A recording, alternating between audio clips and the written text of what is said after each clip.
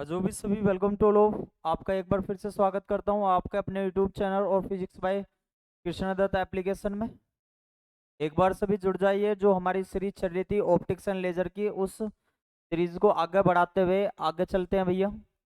एक बार जल्दी से आ जाओ सभी और फिर स्टार्ट करते हैं अपना महत्वपूर्ण टॉपिक। तो हमारी जो ये चल रही थी भैया series optics and laser, optics and laser, और इसमें चल रही थी भैया हमारी ये यूनिट सेकंड चल रही थी डिफ्रैक्शन ऑफ लाइट। ये यूनिट सेकंड थी diffraction of light, diffraction of light. ठीक है भैया। प्रकाश, प्रकाश का विवर्तन, प्रकाश का विवर्तन। ठीक है भैया। और लास्ट टाइम पे मैंने आपको बताया था, लास्ट टाइम पे मैं आपको चला था हमारा फ्रेनल टॉपिक है हमारा, Fresnel half period zone, Fresnel half period zone. ये हमारा टॉपिक था भैया। ठीक है भाई, ये हमारा टॉपिक था इसका। इसे बोलते हैं फ्रेनल के अर्धावर्ती कटिबंध, फ्रेनल के अर्धावर्ती, अर्धावर्ती कटिबंध।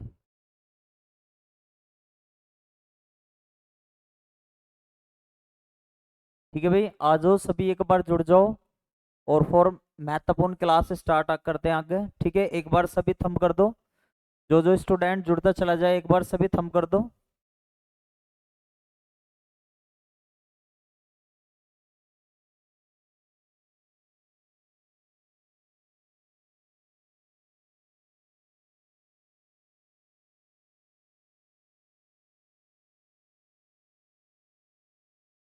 ठीक है, बहुत बढ़िया भाई। नमस्ते जी, नमस्ते भाई। आ जाओ भी सभी एक बार। और मैंने आपको लास्ट टाइम पे बताया था कि फ्रेनल के अर्धावर्ती, एक बार जल्दी से बता दो मेरी वॉइस और डिस्प्ले क्लियर आ रही है आपको? एक बार जल्दी से बता दो मेरी वॉइस और डिस्प्ले कैसे आ रही है आप सभी को, और फिर आगे चलते हैं भाई।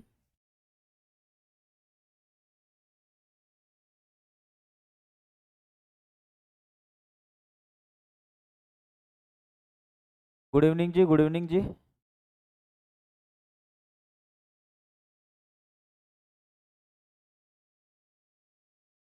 ठीक है, बहुत बढ़िया।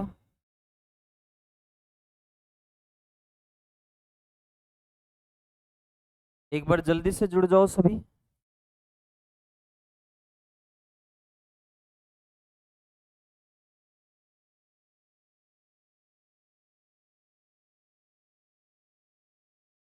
तो फ्रेनल देखते हैं भाई, क्या बताया था लास्ट टाइम पे। इसका इंट्रोडक्शन के साथ चीजें बताता हूं मैं आपको एक बार। तो अगर मैं आपको पहले ही बताऊं इसके बारे में, मैंने आपको पहले बताया था ये कहाँ से इंट्रोडक्शन चलना स्टार्ट हुआ था। ये आपका लॉन्ग क्वेश्चन आता है भैया, ये आपका लॉन्ग क्वेश्चन आता है यहाँ से। तो काफी अच्छा क्वेश्चन है।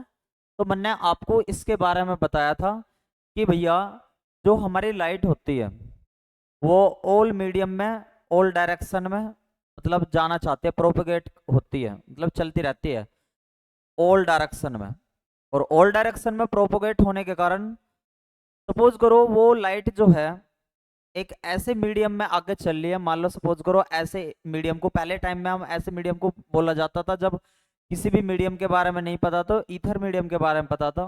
जब वो वाली लाइट ईथर मीडियम में चलती है तो ईथर मीडियम में के जो पार्टिकल होते हैं वे क्या करते हैं, एक वेव फ्रंट बनाते हैं, एक तरंगाग्र बनाते हैं। और वो तरंगाग्र कैसा होता है, वो सेकेंडरी वेव भेजता रहता है पार्टिकल, सेकेंडरी वेव चलती रहती है, जैसे आपने हाइगेंस की थ्योरी में देखा होगा। तो उसके अकॉर्डिंग फ्रेनल ने उस वेव फ्रंट को दो बराबर आधे हिस्सों में बांटा। तो उसी दो बराबर हिस्सों को उसने बताया कि भैया ये हाफ पीरियड जोन है। क्या है भैया ये? हाफ पीरियड जोन है। इन हाफ पीरियड जोन की किस प्रकार से डिडक्शन करी, वे सारी चीज मैं आपको बताता हूँ। तो थोड़ा इसकी थ्योरी लिख लेंगे भैया एक बार। एक बार सभी स्टूडेंट इसकी थ्योरी लिख लेंगे छोटी सी। चलो मैं यहीं पे लिखवा देता हूँ इसकी थ्योरी, जो ये फ्रेनेल हाफ पीरियड जोन की। तो सॉरी, उन्होंने बताया कि भैया लाइट जो है ट्रेवल करती है, जो लाइट वेव होती है वो ट्रेवल करती है, travelling travelling in space, space, और स्पेस पे होते हुए कैसे मीडियम में वो मतलब प्रोपोगेट करती है। तो ऐसे हाइपोथेटिकल मीडियम को बोल दिया मैंने हाइपोथेटिकल, हाइपोथेटिकल मीडियम को बोल दिया ईथर। ठीक है, ऐसे मीडियम को बोल दिया मैंने, ऐसे काल्पनिक माध्यम को बोल दिया ईथर। ठीक है, particle, ether particle in vibration. ठीक है भाई, यानी कि इसका मतलब हो गया जो हमारी लाइट वेव होती है वो किसी भी स्पेस में आगे बढ़ती है, और ऐसे मीडियम को, जिस मीडियम में वो आगे चलती है, ऐसे काल्पनिक माध्यम को कह दिया मैंने ईथर कह दिया। और वाइब्रेट करती है वो, उसके जो ईथर होता है उसके जो कण होते हैं, पार्टिकल होते हैं, वो वाइब्रेट करते हैं। मतलब ऐसे मानकर चलो एक सिस्टमेटिक तरीका की, मान लो सपोज करो ये हमारे पास एक ईथर है, हाइपोथेटिकल मीडियम है, मान लो काल्पनिक माध्यम है, मतलब जब तक इसके बारे में बताया हुआ नहीं था। और जैसे ये वेव चलती है तो मान लो ईथर के कुछ पार्टिकल होते होंगे, ये क्या करने लग जाते हैं, वाइब्रेट करने लग जाते हैं। क्या करने लग जाते हैं, वाइब्रेट। ठीक है भैया, पहली लाइन तो आपको समझ में आ गई होगी अच्छे तरीके से। द कंटिन्यूअस लोकस द, अब मान लो सपोज करो जैसे कोई, जैसा आपने देखा होगा किसी भी तालाब में आप क्या करते हो, कोई भी स्टोन डालते हो तो उसकी वाइब्रेशन से वहां पर कुछ वेव जनरेट हो जाती है। तो ठीक इसी प्रकार से इस ईथर में क्या हो रहा होगा, जैसी ये वेव गई होगी इस वेव ने इन पार्टिकलों को मतलब टकराई होगी इन पार्टिकलों पे, और पार्टिकल से क्या हुआ होगा, ये वाइब्रेट हुए होंगे, वाइब्रेट से क्या हुई होगी, कुछ वेव टाइप की जनरेट हुई होगी। तो ठीक इसी प्रकार से यहाँ पे the continuous, the continuous locus, मतलब एक ऐसा point, locus at the, locus of the ether, locus of the ether particle, of the ether particle, ether particles in the same, in the same phase, in the same phase of vibration, in the same phase of vibration is called the wavefront, is called the wavefront। इस बात को ध्यान से समझेंगे भाई। जैसे wavefront के बारे में हाइगेंस की थ्योरी में आप पढ़ गए हो, मैंने आपको बताया कि जैसी एक वेव्स आती है, और ये एक एक ईथर है हमारे पास, ये वाला पूरा क्या है हमारे पास, एक ईथर है। अब इस ईथर के जो कण होते हैं, मान लो ये ईथर है, यहाँ तक की ये वाली बात बताइए, ये ईथर है अपने, और जैसी ये वेव आई होगी इन पार्टिकलों पे, इसने क्या करा होगा, मतलब इन्हें वाइब्रेट करवाया, और वाइब्रेट करवाने के बाद यहाँ से इस तरीके से, इस तरीके से जैसे आप एक तालाब में स्टोन फेंक देते हो तो ये इस तरीके से वेव जनरेट होती है। ठीक इसी प्रकार से सेम फेज की वाइब्रेशन होता है, और उसे क्या बोला जाता है, वेव फ्रंट बोला जाता है। क्या बोला जाता है भैया, वेव फ्रंट बोला जाता है। अब इस वेव फ्रंट की स्टडी किसने करी थी, अब यही वेव फ्रंट की जो स्टडी करी थी भैया किसने, अगर यही वाली बात आगे देखने लगूं कि जो वेव फ्रंट है ये क्या करता है, सेकेंडरी वेव करता है, सेकेंडरी वेव भेजता है हाइगेंस के अकॉर्डिंग। तो according to Huygens, according to Huygens, according to Huygens, एक हाइगेंस प्रिंसिपल आपने सुना होगा सेकेंडरी वेव का, हाइगेंस प्रिंसिपल, प्रिंसिपल। ठीक है, each point, each point on wave front, यानी कि वेव फ्रंट का, वेव फ्रंट क्या करता है, सेकेंडरी वेव भेजता है। Wave front send out, sends out secondary wavelet, secondary wavelet, secondary wavelet. ठीक है भाई, इस सेकेंडरी वेवलेट अब क्या करा, इस जो ये मतलब वेव फ्रंट बना, ये जैसे ये आगे वेव फ्रंट आगे बढ़ता रहेगा, आगे बढ़ता रहेगा, इसी की स्टडी, यानी कि इसी की स्टडी करी किसने? फ्रेनल ने। ठीक है, तो वही फ्रेनल की बात बताइए भाई यहाँ पे कि Fresnel assume date, Fresnel assume date, assume date these wavefront, these wavefront, these wavefront interfere, interfere and produce, interfere and produce a resultant, resultant। अभी इसका डेरिवेशन चलेगा, ये तो थ्योरी उन बच्चों के लिए बता रहा हूँ जिससे कि वे डायरेक्ट मैं अभी डेरिवेशन करता तो अच्छा सा नहीं लगता उन्हें। इंटेंसिटी ऑफ लाइट उन्हें पता होना चाहिए हम क्या कर रहे हैं। Intensity of light at any point, at any point. ठीक है भाई, यानी कि अब जो वेव फ्रंट बना है वो, यानी कि अब आप इस पूरी थ्योरी को यहाँ पे एक फॉर्मेट में समझ लो, एक फॉर्मेट में समझ लो। देखो भाई ध्यान से, अगर मैं कहूँ यहाँ पे हमारे पास एक ईथर मीडियम था और जैसे इसमें वेव वेव आई तो इसके जो मान लो इसके ईथर के जो ये पार्टिकल थे ये वाइब्रेट करने लगे, और वाइब्रेट करने के बाद इन्होंने क्या करा, एक लोकस टाइप से यहाँ से वेव फ्रंट बनाना स्टार्ट करा। इन्होंने क्या करा भैया, वेव फ्रंट बनाना स्टार्ट करा। इस वेव फ्रंट की स्टडी किसने करी भैया? फ्रेनल ने। ठीक है, इस वेव फ्रंट, अब ये वेव फ्रंट क्या करता है, पहले वाला वेव फ्रंट अगले वाले वेव फ्रंट को क्या करता है, मतलब सेकेंडरी वेव्स करने का काम करता है। जैसा आप सभी ने पढ़ा होगा कि एक वेव दूसरी वेव्स का, दूसरी वेव से मतलब प्रोड्यूस करती है, एक वेव दूसरी वेव को प्रोड्यूस करती है। जैसे आपने एक केले का पेड़ बोया और एक केले के पेड़ की उसके साइड में फिर दूसरा पेड़ हो गया, वो बड़ा हो गया, पहले वाले को काट दिया, फिर तीसरा हो गया, तो इस तरीके से वेव फ्रंट आगे बढ़ता चला गया, जनरेशन आगे बढ़ती चलेगी। तो ठीक इसी प्रकार से यहाँ पे फ्रेनल ने इस तरीके से वेव फ्रंट बना होगा। इस पूरे वेव फ्रंट की उन्होंने क्या करा, रिजल्टेंट इंटेंसिटी निकालने के लिए इसका डिडक्शन करा इस फॉर्मेट का। इस जो ये गोल गोल दिखाई दे रहा है इसे ही उसने रिजल्टेंट इंटेंसिटी इसी में मेजर करने के लिए उसने क्या काम करा, इसे दो हिस्सों में डिवाइड कर लिया। तो दो हिस्सों में डिवाइड करने के लिए, ठीक है, दो हिस्सों में डिवाइड करने के लिए अब नाम है उसका, जब दो हिस्सों में डिवाइड हो गया तो हाफ हाफ हो गया, तो इसी वजह से इसका नाम पड़ा फ्रेनल हाफ पीरियड जोन। ठीक है भाई, तो सीधी सी बात है, फ्रेनल ने इस वेव फ्रंट की क्या करी थी, दो पार्ट्स में डिवाइडेड कर दिया, तो रिजल्टेंट इंटेंसिटी देखना चाह रहा था इस पर। ठीक है भाई, तो अब हमें इसकी रिजल्टेंट इंटेंसिटी देखनी है भैया। ठीक है, तो यहाँ पे एक लाइन और लिख देंगे और फिर ये थ्योरी कंप्लीट हो जाएगी इसकी। ये काम की लाइन है, the resultant, the resultant intensity, the resultant intensity at a point, at a point due to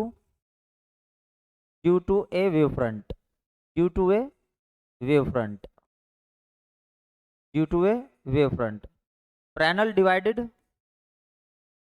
Fresnel divided, यानी कि फ्रेनल ने क्या काम करा, इस वेव फ्रंट को दो पार्ट्स में डिवाइडेड कर दिया, इस वेव फ्रंट को दो पार्ट में डिवाइडेड कर दिया into number of zones, zones के आधार पर, number of zones, number of zones called, called Fresnel, Fresnel half period zone, Fresnel half period, period zone. तो ये तो हमारी नॉर्मल कहानी होगी, लेकिन हमें इसका इस कहानी से कोई लेना देना नहीं है। ठीक है, अब इसका हमें डेरिवेशन देखना बहुत अच्छे तरीके से। ठीक है भैया, इसका हमें क्या देखना है, डेरिवेशन देखना है। तो ये एक बात बताओ स्टूडेंट, क्या हिंदी में इस थ्योरी को लिखाने की जरूरत है? जल्दी से बताओ, क्या इस हिंदी में थ्योरी को लिखाने की जरूरत है? जल्दी बताओ भाई।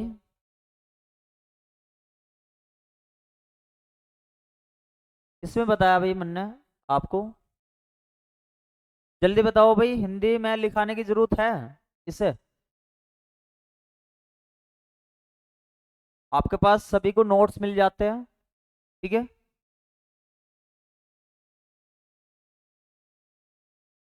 जल्दी से एक बार सभी कमेंट कर देंगे, थंब कर देंगे भैया।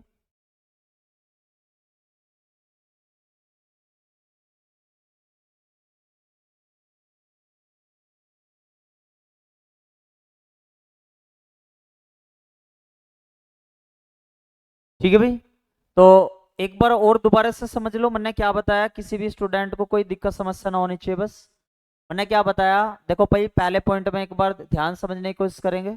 क्या बताया मैंने बताया light wave travel in space set A hypothetical ether particle in vibration.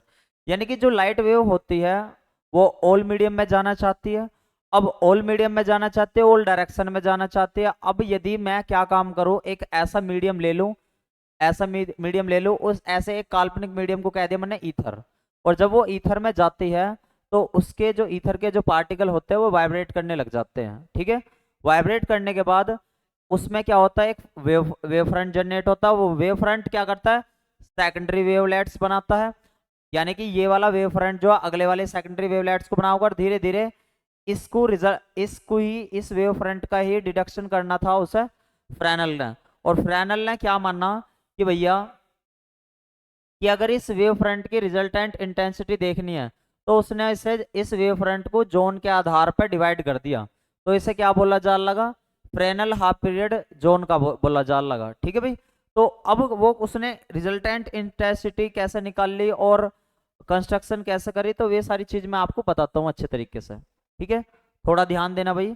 अगर मैं आपसे कह लगूँ कि फ्रेनल का कुछ कंस्ट्रक्शन डायग्राम इस तरीके से दिखने वाला है, construction construction of construction of half period zone. यानी कि हाफ पीरियड जोन कैसे कैसे बनाया उसने वे बताओ, हाफ पीरियड जोन्स। ठीक है भाई,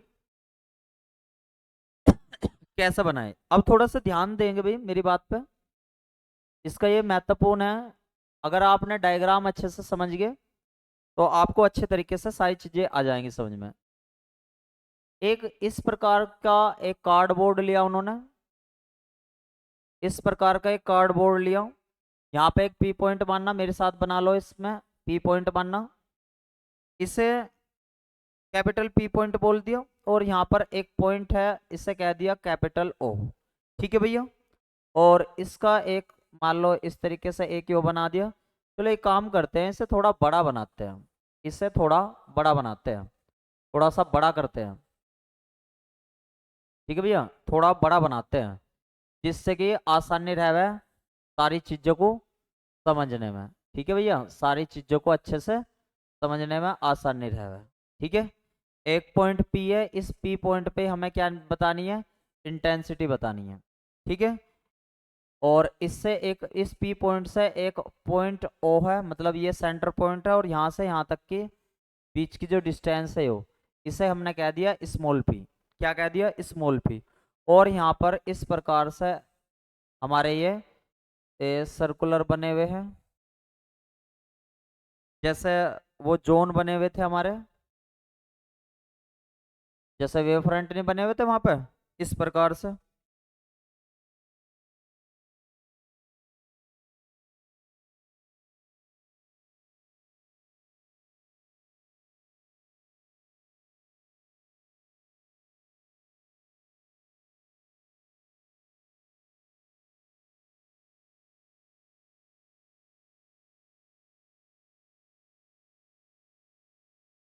कुछ इस तरीके का वेव फ्रंट बनता है भाई हमारा।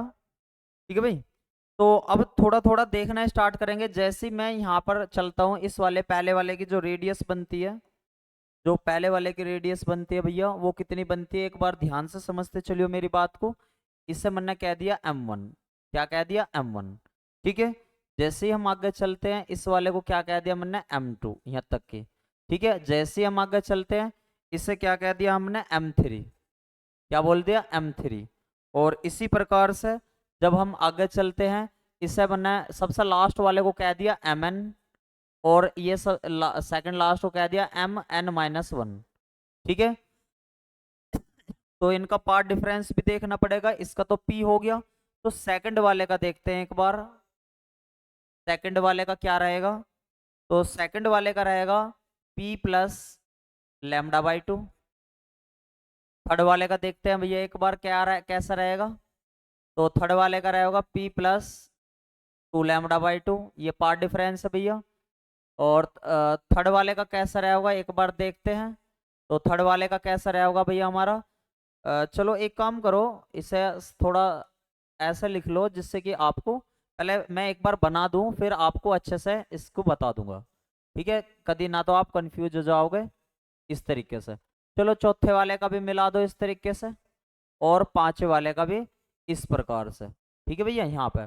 तो जो ये पहले नंबर वाले का है, चलो मैं ये पहले नंबर वाले का बता देता हूँ, ये है P plus lambda by to, ठीक है। और ये जो दूसरे नंबर वाली का है, दूसरे नंबर वाले का पी प्लस ये पार्ट डिफरेंस आ रहे P plus two lambda by to. तीसरे का देखो एक बार, तीसरे का P plus three lambda by to, ठीक है। और सेकंड लास्ट वाले का देखो एक बार, तो इसका होगा P plus N minus one, P plus N minus one lambda by two. और सबसे लास्ट वाले का ऊपरले वाले का P plus N lambda by two. एक बार सभी डायग्राम बना लो भैया।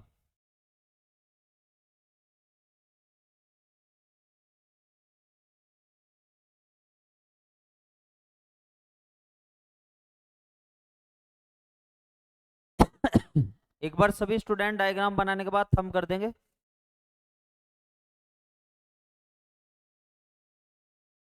और फिर मैं इसकी टर्म्स लिखनी स्टार्ट कर रहा हूँ। एक बार डायग्राम बनाने के बाद थंब कर देंगे भाई सभी स्टूडेंट। ये ए है, ये हमारा बी है, और ये हमारा सी है, और ये हमारा डी है, ठीक है भाई। एक बार सभी थंब कर दो बनाने के बाद।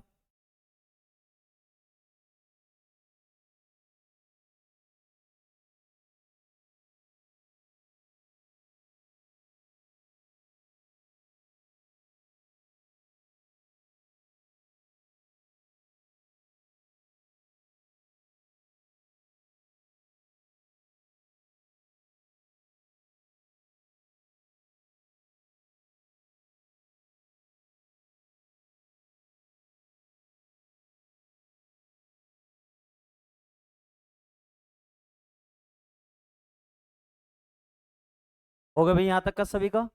अब इस कंडीशन को एक बार इसे थोड़े से नॉर्मल फॉर्मेट में देख लो एक बार, ठीक है। देखो भाई कैसे कैसे बताया। अब अगर मैं आपसे कह लगा इसमें आपको क्या क्या चीजें दिखाई दे रही, तो आप कहोगे ए बी सी डी जो है, ए बी सी डी जो है हमारा यो ए बी सी डी, यो एक वेव फ्रंट है। क्या है भैया यो वेव फ्रंट है, तरंगाग्र है। क्या है यो तरंगाग्र। और कौन कौन सी चीज क्या क्या है इसमें एक बार नोट कर लो सभी। जो कैपिटल पी से लेकर ओ तक की डिस्टेंस है वो स्मॉल पी है। और जो ये पॉइंट ओ है, पॉइंट ओ जो है पी के रेस्पेक्ट में, पी के रेस्पेक्ट में किसका काम कर रहा, ओरिजिन का। पी के रेस्पेक्ट में पॉइंट ओ जो है वो किसका काम कर रहा है भैया, एक तरीके से पोल का। चलो पोल कह देता हूं मैं, पोल का काम कर रहा है, ठीक है भैया। और दूसरी चीज समझ लो। अब क्या होगा इसमें, ये कुछ रेडियस आएंगी, कुछ रेडियस आएंगे ओ एम वन। देखो पहली radius O M one, O से लेके एम वन तक की, यहाँ तक की। और दूसरी रहेगी O M two, O M two, और ओ एम थ्री। ये क्या है, मतलब रेडियस है। ये क्या है, ये रेडियस है। अब थोड़ा ध्यान से समझ के चल दियो मेरी बात को, मैं क्या कह रहा हूँ, ठीक है। अब यहाँ से दूसरी बात समझ के चलियो बहुत बढ़िया तरीके से, मैं क्या बताने जा रहा हूँ। अगर मैं आपसे कहूँ, ठीक है भाई, जो पहले वृत्त के भीतर का जो क्षेत्रफल दिखाई दे रहा, देखो एक बार ध्यान से, मैं अभी एक दूसरे पेन से बताता हूँ। जो पहले वाला जो ये सर्किल दिखाई दे रहा है, इसके अंदर अंदर का जो ये एरिया दिखाई दे रहा है, ये वाला, ठीक है। इस वाले एरिया को मैंने कह दिया, मान लो फर्स्ट वाला जो है, मान लो फर्स्ट वाला जो सर्किल दिखाई दे रहा, तो मैं ये हरे कलर से जो करा मैंने, फर्स्ट वाले सर्किल का जो एरिया दिखाई दे रहा है, इसे क्या बोल लेंगे भैया हम, इसे बोल लेंगे भैया हम फर्स्ट हाफ पीरियड जोन। क्या बोलेंगे, फर्स्ट हाफ पीरियड जोन, ठीक है भैया। अब यदि मैं कह लगूं कि पहले वाले और दूसरे वाले के बीच का, पहले वाले के और दूसरे वाले के बीच का, मान लो इस वाले से, तो पहले वाले के तो बाहर कर, दूसरे वाले के बीच का, ये जो एरिया आपको लाल लाल से एरिया दिखाई दे रहा है, ये वाला जो लाल लाल वाला एरिया दिखाई दे रहा है, ठीक है, ये वाला जो लाल लाल एरिया दिखाई दे रहा है, ठीक है, इसे क्या कहेंगे, यानी कि पहले वाले फर्स्ट के एंड सेकंड के मिड का जो एरिया दिखाई दे रहा है, एरिया दिखाई दे रहा है, इसे बोलेंगे second half period zone, half period zone, ठीक है भैया, कोई दिक्कत समस्या तो ना। इसी प्रकार से आगे चलते रहेंगे। हमें इस पी पॉइंट पे क्या निकालना है, रिजल्टेंट इंटेंसिटी निकालनी है। इस वाले पी पॉइंट पे क्या निकालना है, रिजल्टेंट इंटेंसिटी निकालनी है, परिणामी तीव्रता निकालनी है, ठीक है भैया। तो अब देखते हैं किस प्रकार से निकालते हैं, एक बार सभी नोट कर लो यहां तक का, एक बार सभी नोट कर लो यहां तक का, जल्दी से बताओ यहाँ तक का ये डायग्राम समझ में आ गया सभी को। मैंने क्या बताया, ABCD एक वेव फ्रंट है, ये जो ABCD आपको दिखाई दे रहा है ये वेव फ्रंट है, A B C और D वेव फ्रंट है, P से लेकर O तक की एक स्मॉल p डिस्टेंस है, यहाँ से लेकर P से लेकर O तक की ये वाली डिस्टेंस ये रही भैया, ठीक है। और P के रेस्पेक्ट में O को क्या मान रखा, मैंने पोल मान रखा है भैया, इस वाले को पोल मान रखा है, और यहाँ से इसको रेडियस ले लेकर एक सर्किल खींचते रहेंगे, तो OM1 OM2 OM3 ये क्या निकल कर आते रहेंगे इनकी रेडियस।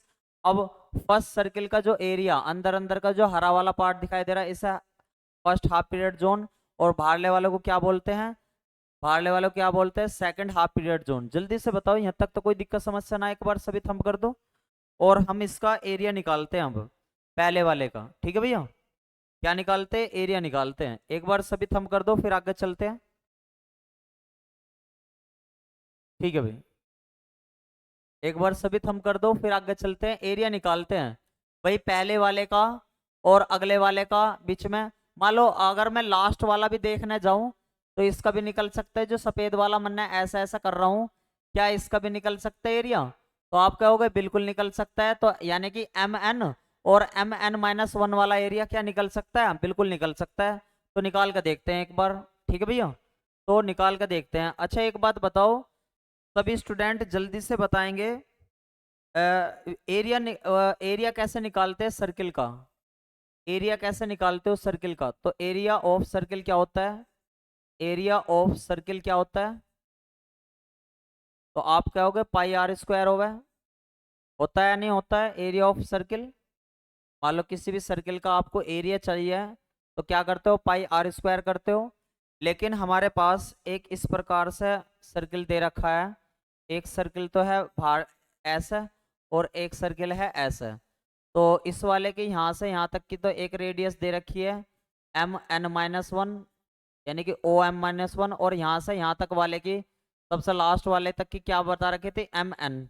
तो अब एक बात बताओ जल्दी से, अगर मैं आपसे कह लगूं, हेडिंग लिखते हैं एरिया ऑफ जोन, हेडिंग है एरिया ऑफ जोन। चलो भाई जोन का एरिया निकालते हैं, वही वाला जो मैंने अभी आपको डायग्राम दिखाया। इस वाले डायग्राम में ये वाला जो सफेद वाला मैंने ट्रेस करा है, इस वाले का एरिया निकालते हैं, यानी कि MN और MN-1 वाले के बीच का, ठीक है भैया, ये वाला एरिया निकालते हैं। देखो एक बार, तो जब मैं उस वाले को एरिया निकाल लूंगा तो किस प्रकार से, देखो एक बार ध्यान से, अगर मैंने आपसे कहा एक कटिबंध का क्षेत्रफल, एक कटिबंध का क्षेत्रफल, एक कटिबंध का क्षेत्रफल निकाल लेंगे, ठीक है, एरिया ऑफ जोन। तो कैसे निकाल लेंगे, अब थोड़ा ध्यान से समझियो। अच्छा मैंने आपको कहा अभी एक फॉर्मूला बताया मैंने, चलो सबसे पहले मैं nth जोन का एरिया निकालता हूँ, nth जोन का एरिया निकालता हूँ। तो nth जोन का एरिया कैसे निकलेगा भैया, जल्दी से बताओ, आप कहोगे मान लो इस वाले में से OMN, एक बात बताओ क्या फॉर्मूला लगेगा यहाँ पे इसका निकालने का, यानी कि ओ एम एन, देखो यहाँ पे एक बार ध्यान से, पाई तो ऐसा कैसे, अगर मैं सपोज करो एम एन में एरिया एरिया लगा लगूं, तो पाई तो ऐसा कैसी, आर किसका लगेगा, एम एन का, एम एन का square minus O M N भी तो आएगा यहाँ से, ओ एम एन, और माइनस किसे कर दोगे इसका, तो इसके बीच का एरिया निकल जाएगा pi O M N minus one का स्क्वायर। तो ऐसे निकलेगा ना भैया ये बीच वाला एरिया जो है। जल्दी से बताओ अगर ये वाली बात समझ में आ गई हो तो यस लिख दो एक बार, कि nth वाले जोन का एरिया कैसा निकलेगा, ओ ओ से लेके M N minus one pi O, ये तो एक रेडियस का काम कर रही है, देखो क्या फॉर्मूला रहा पाई तो ऐसा कैसी, तो इसकी रेडियस क्या बनती है O M N square minus pi ऐसा कैसी, और अंदरले वाले की रेडियस कितनी बनती है O M N minus one का स्क्वायर, तो अंदरले वाले की निकल जाएगी ना यो।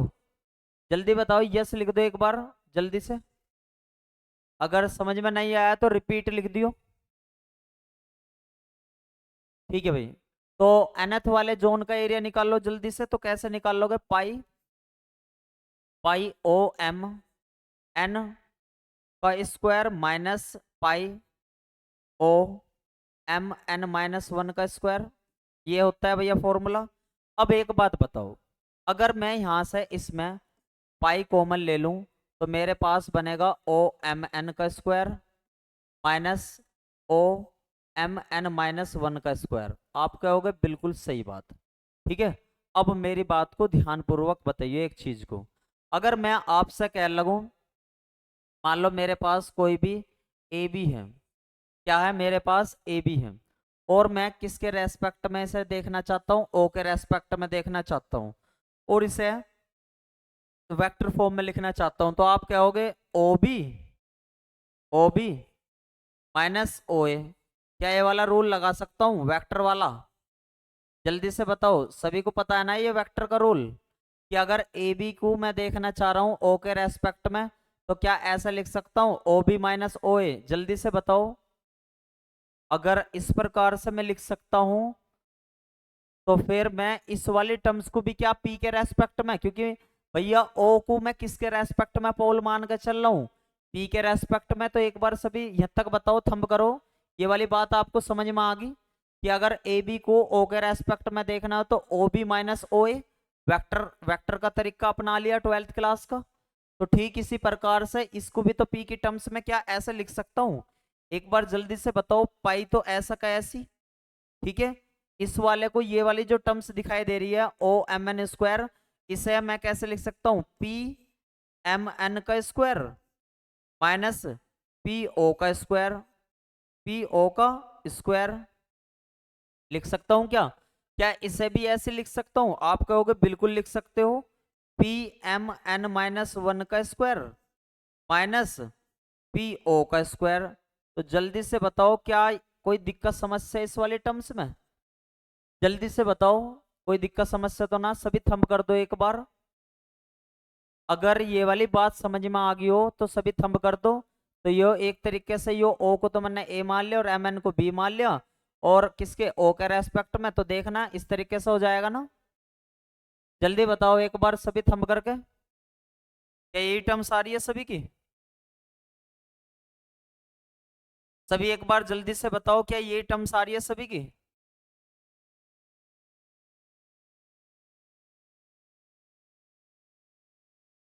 एक बार यस लिख दो सभी दोबारा से, क्या ये वाली टर्म्स आ रही है।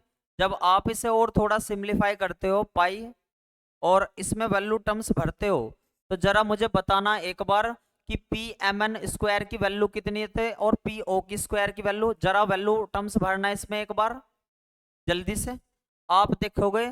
चलो मैं चेकआउट करके देखता हूँ पी एम एन स्क्वायर की वैल्यू कितनी रहेगी, पी एम एन स्क्वायर की, चेक करो जल्दी से, देखो एक बार पी एम एन स्क्वायर की वैल्यू कितनी है, देखना पी एम एन स्क्वायर की वैल्यू कितनी टर्म्स दिखाई दे रही है आपको, देखो एक बार, ये दिखाई दे रही होगी, और P से लेकर O तक की कितनी टर्म्स दिखाई दे रही होगी, PO, ठीक है भैया।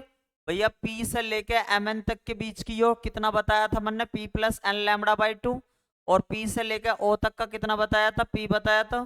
तो ठीक इसी प्रकार से भैया यहाँ पे भी P M N है, तो पी एम एन की वैल्यू तो पता ही है, और क्या कर देंगे यहाँ पे स्क्वायर कर देंगे इसका, क्योंकि यहाँ पे स्क्वायर हो रहा है। तो क्या मैं इस टर्म्स को इस प्रकार से लिख सकता हूँ, P plus N lambda by two, N lambda by two का स्क्वायर माइनस पीओ का स्क्वायर का मतलब स्मॉल पी का स्क्वायर। ठीक है भैया, स्मॉल पी का स्क्वायर इस प्रकार से, और माइनस के ऐसी ये वाले टर्म्स। चलो इस वाले टर्म्स को यहाँ, ये बेफालतू की, ये तो तुम्हें समझ में आ गई सभी को, यहाँ से हटा देता हूँ ये वाले टर्म्स,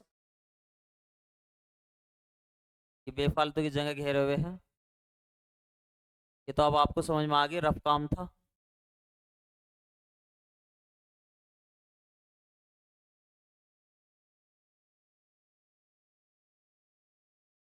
ठीक है भाई, जल्दी से अब इसकी भी टर्म्स भर दो जल्दी जल्दी।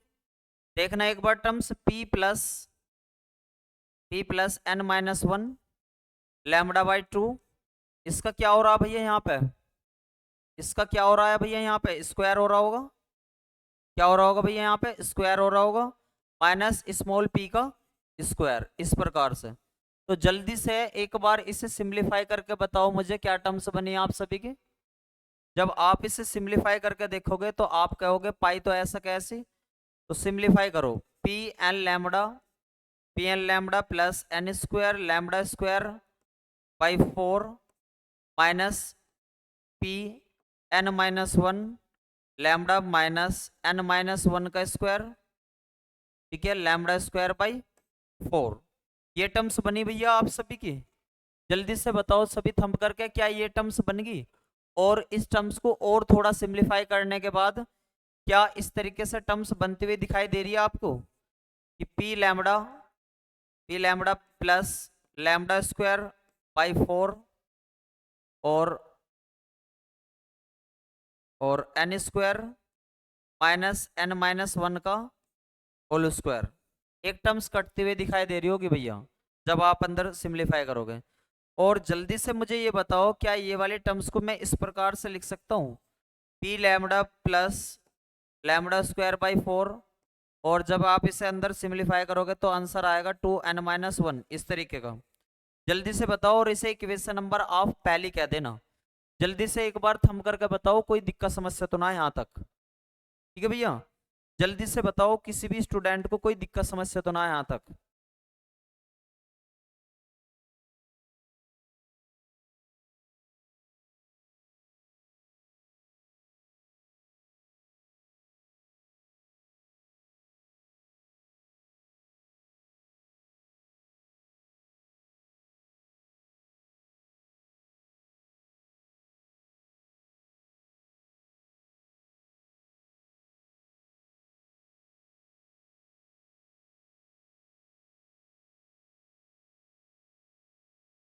जल्दी बताओ, कोई दिक्कत समस्या तो ना, सभी एक बार थंब कर दो। अच्छा, यहाँ से एक छोटा सा रिजल्ट बनाओ भैया। इक्वेशन फर्स्ट तो बन गई हमारी। अगर मैं आपसे कह लगूँ यहाँ से कि p की वैल्यू, स्मॉल p की वैल्यू जो है बहुत बड़ी है लैम्बडा से, तो इसका मतलब है लैम्बडा स्क्वायर के टर्म्स लगभग भी कैसी मानी जाओगी यहाँ पे, जीरो, यानी कि ये टर्म्स छोड़ी जा सकती है। तो बस ये वाली टर्म्स बचेगी हमारा, एरिया ऑफ जोन क्या निकल के आ जाएगा, पाई पी लैम्बडा। जल्दी से बताओ, यहाँ तक तो कोई दिक्कत समस्या ना किसी को भी, क्या ये वाली टर्म्स बन गई आपकी, क्या ये वाली टर्म्स बन गई आपकी। ठीक है, तो ये वाले हमारे टर्म्स यहाँ पे आ गए। अब एक बात बताओ मुझे जरा, क्या इस वाले टर्म्स में कहीं तुम्हें स्मॉल एन दिखाई दे रहा है।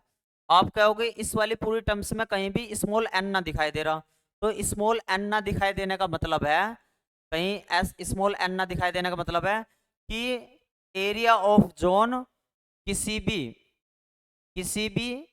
एन पे डिपेंड नहीं करेगा। मतलब सब जगह का एरिया कैसा रहेगा, ऑल जोन का एरिया कैसा रहेगा, ऑल जोन का एरिया कैसा रहेगा, सेम रहेगा। यानी कि प्रत्येक कटिबंध का क्षेत्रफल कैसा रहेगा, समान रहेगा। प्रत्येक कटिबंध का क्षेत्रफल कैसा रहेगा, समान दिखाई देगा, समान रहेगा, बिल्कुल इक्वल रहेगा। इसका मतलब है अगर यहाँ n होता तो फिर एक दो तीन सबका एरिया अलग अलग होता, तो यहाँ पे कहीं तुम्हें स्मॉल n नहीं दिखाई दे रहा होगा।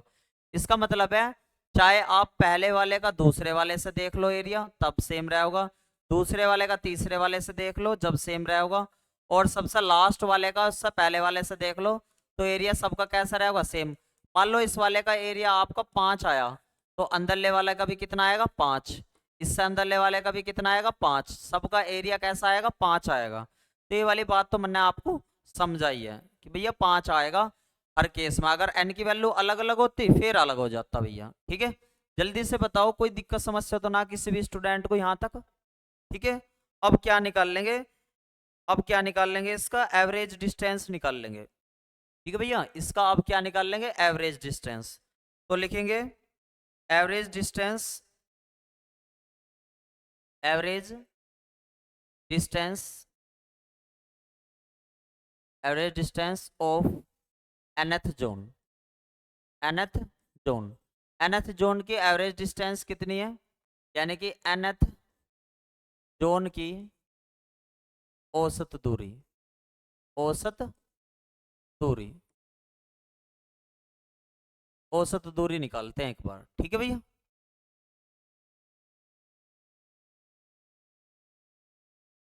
एवरेज डिस्टेंस निकालते हैं एक बार। तो जब इसकी एवरेज डिस्टेंस निकाल लोगे, तो एवरेज डिस्टेंस निकालने का एक ही फॉर्मूला है, पहले वाली डिस्टेंस और लास्ट वाले डिस्टेंस को ऐड करके आधा कर दो। अच्छा, पहले वाली डिस्टेंस कितनी थी भैया, एक बार जल्दी से देखें।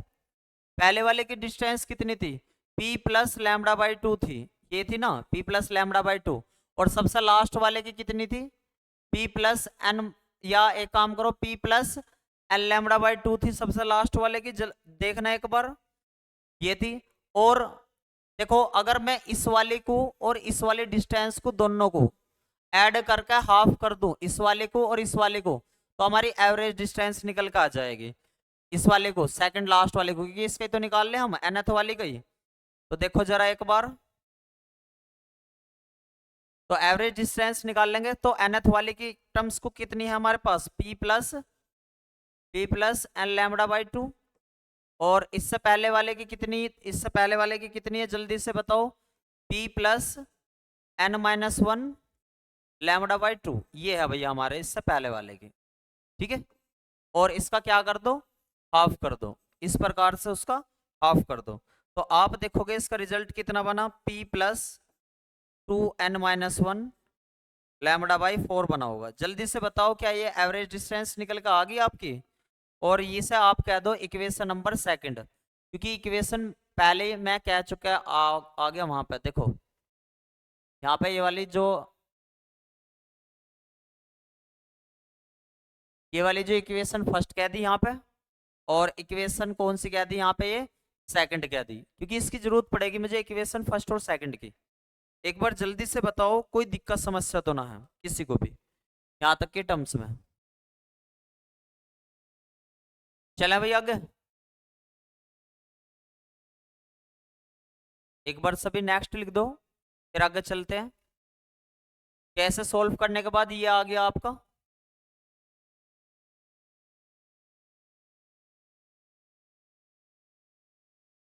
तो एवरेज डिस्टेंस भी निकाल ली nth जोन की हमने, कितनी एवरेज डिस्टेंस हो सकती थी, तो भैया इतनी हो सकती थी, ठीक है।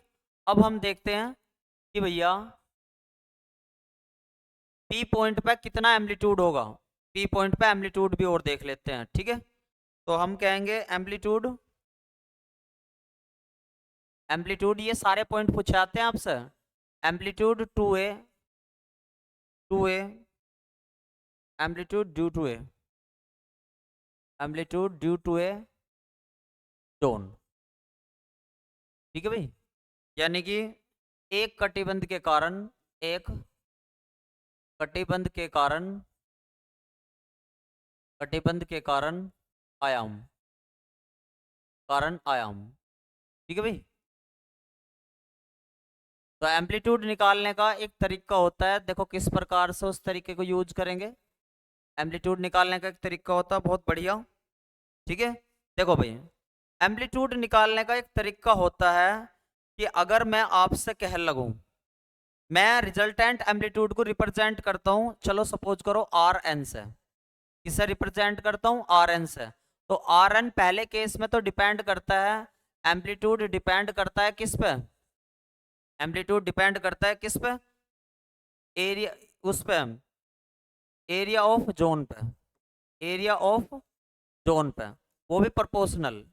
तो एरिया ऑफ जोन निकाल लो तो आपने कितना था इक्वेशन फर्स्ट, तो आर एन प्रोपोर्शनल कितना आ जाएगा, आर एन प्रोपोर्शनल। देखो इक्वेशन नंबर फर्स्ट क्या थी, अब area of zone equation first थी ना हमारी, तो equation first R N proportional कर दो जल्दी से, पाई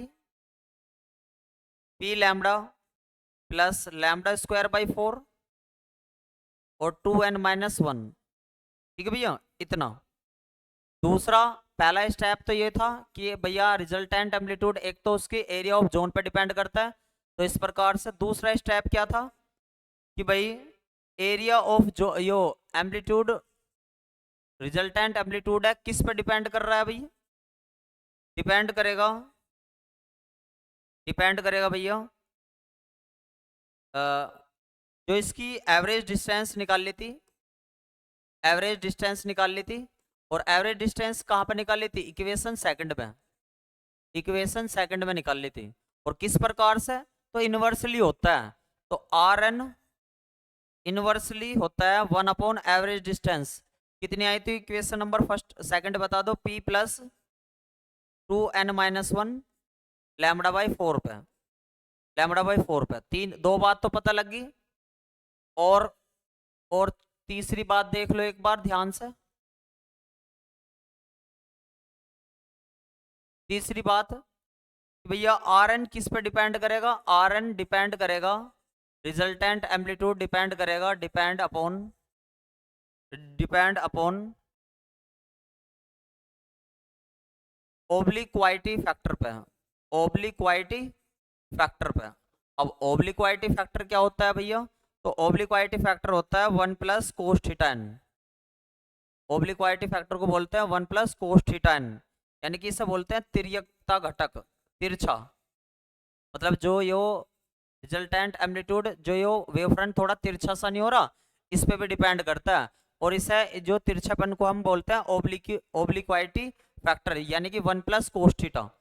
तो आर एन प्रोपोर्शनल हो जाओगा, आर एन प्रोपोर्शनल हो जाओगा 1 प्लस कोस थीटा एन के, 1 प्लस कोस थीटा एन के, ठीक है। तो अब एक बात बताओ, इसे मन ने यदि कह दिया ए, और इसे कह दिया मन ने बी, और इसे कह दिया सी, तो आप कहोगे by equation A B C से रिजल्टेंट क्या बन जाओगा, जल्दी से बताओ, जल्दी बताओ क्या बन जाएगा, by equation A B and C, A B and C, तो आर एन की वैल्यू कितनी हो जाओगी जल्दी से बताओ, आर एन बन जाएगा हमारे पास, R N proportional to pi P lambda plus lambda square by 4 2n-1 2n-1 upon p plus 2n-1 lambda by 4, और यहाँ पर 1 प्लस कोस थीटा एन। जल्दी से एक बार सिंप्लीफाई करके बताओ मुझे क्या टर्म्स बनी इसकी, जल्दी से सिंप्लीफाई करके बताओ क्या टर्म्स बनी। तो टर्म्स जैसे आप काटा फिटी करोगे जल्दी से बताओ, pi lambda 1 plus cos theta N आया या ना आया, जल्दी से। अगर आ गया हो तो यस लिख देना सभी, अगर आ गया हो तो ये हमारा निकल के आ गया रिजल्टेंट एम्पलीट्यूड, जल्दी से। अगर ये वाली टर्म्स आ गई हो तो यस लिख देना सभी।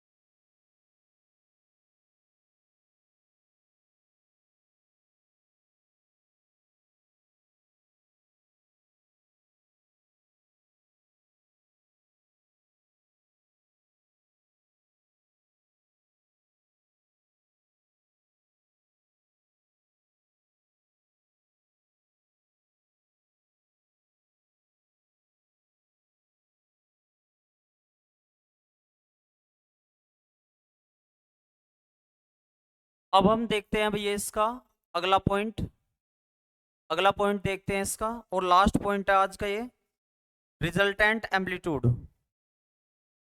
रिजल्टेंट एम्पलीट्यूड,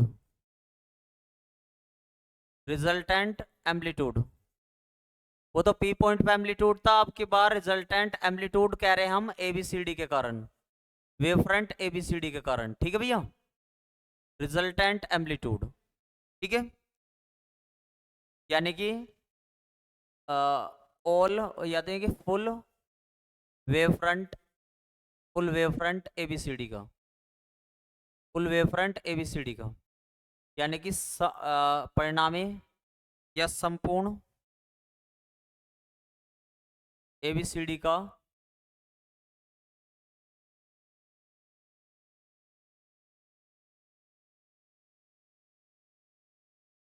एबीसीडी का संपूर्ण तरंगाग्र। ठीक है भैया, पूरे को देखेंगे। देखो मैं एक चीज बताता हूं आपको, ऐसा होता है जब कोई वेव आगे बढ़ती है, जब कोई वेव आगे बढ़ती है तो आपने देखा होगा एक बार तो आगे न जाती है, एक बार पानी पीछे न आता है, एक बार आगे न जाती है, एक बार पीछे न आता है, एक बार आगे न जाती है, एक बार पीछे न। तो एक टर्म्स तो लेंगे इसमें पॉजिटिव की, एक टर्म्स कैसे लेंगे नेगेटिव की, एक टर्म्स आगे गई तो पॉजिटिव की, एक टर्म्स आगे गई तो नेगेटिव की। तो इस प्रकार से ये प्रोसेस चलता रहता है। तो हमारी रिजल्टेंट टर्म्स कुछ इस प्रकार की रहने वाली है।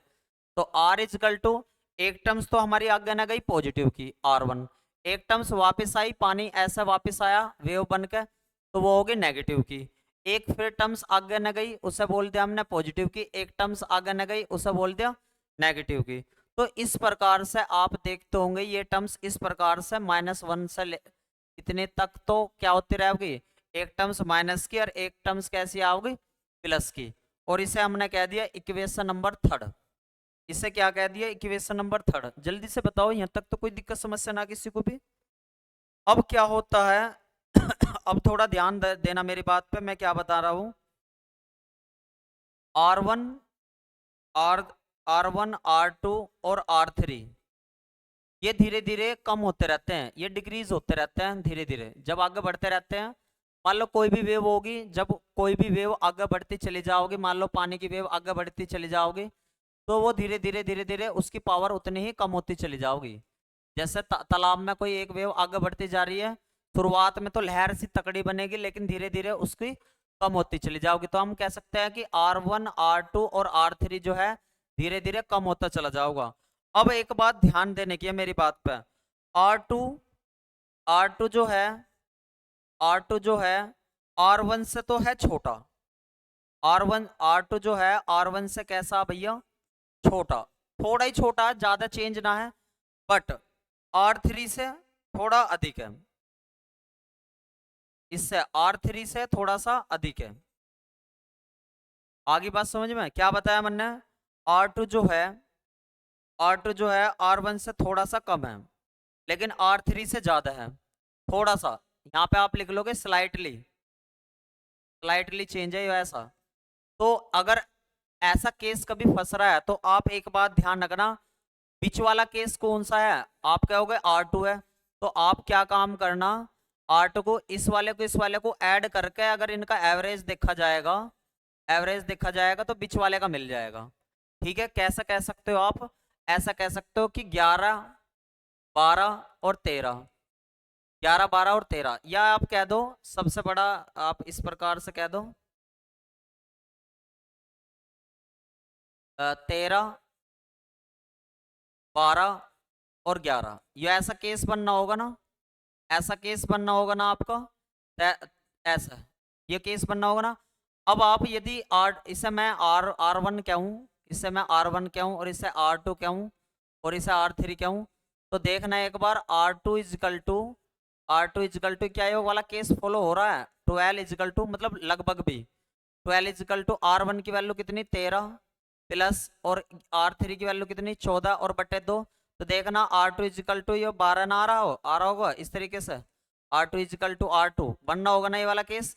तो क्या मैं इस वाले केस को इस तरीके से लिख सकता हूँ, जल्दी से बताओ, ये वाली बात आगे समझ में। क्या ये वाला केस इस तरीके से ना बनना, बिल्कुल, कि अगर पहले वाले को और तीसरे वाले को ऐड कर दो तो इसके बीच वाले का मिल जाओगा टर्म्स। जल्दी से बताओ, यस लिख दो एक बार, क्या ये टर्म्स सही बताइए, बताओ भाई, क्या आगे टर्म समझ में? तो ठीक इसी प्रकार से और टर्म्स को हम और कैसा लिख सकते हैं, और टर्म्स को जैसे R2 को ऐसा लिखा, क्या सिमिलरली करके क्या मैं R4 को भी ऐसे लिख सकता हूँ, R4 को भी ऐसे लिख सकता हूँ, अगली टर्म्स भी ऐसी फॉलो करती है, R3 प्लस R5/2 इस तरीके से फॉलो करती है, जैसे यो फॉलो कर रही है ऐसी यो फॉलो करेगी। जल्दी बताओ, कोई दिक्कत समस्या तो ना किसी को भी? जब तक एक बार थंब कर दो।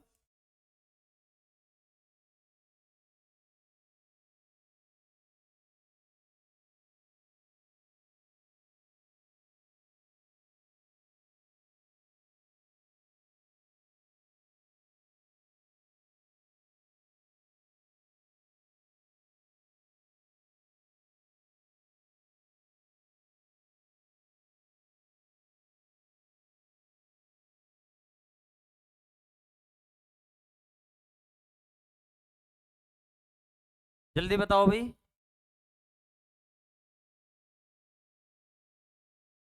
कोई दिक्कत समस्या तो ना है? ठीक है, अब मैं एक टर्म्स मान के चलता हूं, यहां से एक टर्म्स मान के चलता हूं, क्या कि अगर ऐसा हो, अगर ये वाली सारी टर्म्स को उठा के, अगर ये सारी टर्म्स को उठा के, अगर मैं ये वाली जो हमारी टर्म्स आई है, ये वाली, ये R2 और ऐसी R1 को इसमें उठाकर अगर यदि इसमें रखूं तो मेरे पास एक सिंपलीफाइड टर्म्स आ जाओगे। आप सभी इसे सिंपलीफाई करके देख लेना भाई एक बार, जरूर से जरूर। मैं स्टार बनाकर छोड़ रहा हूं यहाँ पे इस वाले टर्म्स पे, आप ये वाली स्टार वाले टर्म्स सोल्व करके देख लेना, क्या यही बन रही है, R1/2 प्लस R1/2 माइनस के R2 प्लस R3/2। मतलब ये रीअरेंजमेंट टर्म्स हैं, एक साथ नहीं आने की, थोड़ा मेहनत करनी पड़ेगी, इसे मेहनत कर लियो भैया आप। R3/2 माइनस के R4 प्लस R5/2, ठीक है, और प्लस एंड सोन Rn/2 इस प्रकार से। यदि आप मेहनत ना करना चाहो तो आप एक टर्म्स को याद रख लियो।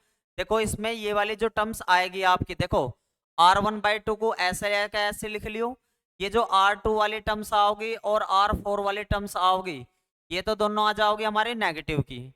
कैसी आओगी हमारी? नेगेटिव की। और ये जो हमारा R1, R3, R4 ये जितने भी टर्म्स आ रही है इनके नीचे क्या आ जाओगा, /2 आ जाओगा। ये सारी टर्म्स कैसे आएगी, प्लस की। अगर बाय द वे आप सोल्व भी ना करो तो आप इजी वे में से याद भी रख सकते हो कि ये वाली टर्म्स हमारी R1, R2 और R4 की तो दोनों नेगेटिव की, बाकी सारी जितनी भी टर्म्स है 1, 1, R3, ठीक है, और इसी प्रकार से R5, फिर अगली वाली टर्म्स में R5, तो ये क्या होगा, मतलब इन्हें सबके डिवाइड में 2 आ जाएगा। ठीक है, तो आपको ये सारी चीज याद भी रखना, कोई दिक्कत समस्या ना आने की है। अब यदि ऐसा हो कि n कैसा हो, यहाँ पे n हो हमारा ओड नंबर, n हो हमारा ओड नंबर, तो इस इक्वेशन में n हो अगर हमारा ओड नंबर, विषम संख्या हो, तो हमारे पास लास्ट डिजिट जो आओगी वो बनेगा, सोल्व करके देख लियो भाई, इसे Rn/2 बनेगा, ये बनेगा।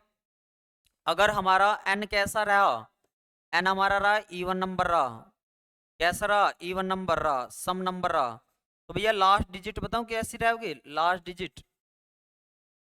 डिजिट रहेगी Rn-1, Rn-1/2 माइनस Rn होगी। ठीक है, ठीक है भैया, ये टर्म्स होगी दोनों।